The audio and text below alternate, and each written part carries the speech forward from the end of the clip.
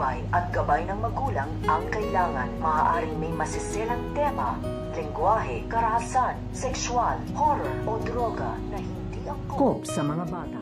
Ang paghaharap nito nga si Pablo at ito nga si David.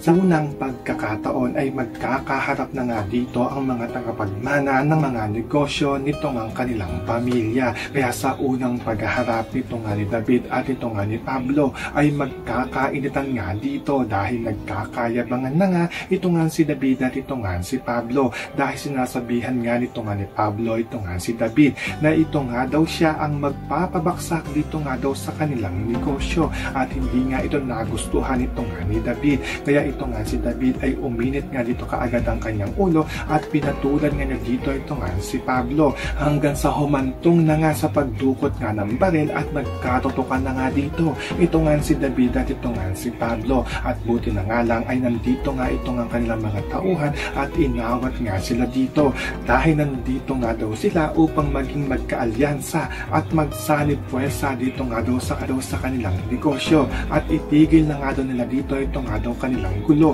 hanggang sa dumating na nga ito nga si Ramon at inawat na nga niya dito ito nga si David at ito nga si Pablo. So pakakaabangan nga natin dito ang pagkakainitan nito nga ni Pablo at ito nga si David. Yan ang ating mga pakakatutukan at pakakaabangan dito nga lang sa FPJ's Batang Quiapo.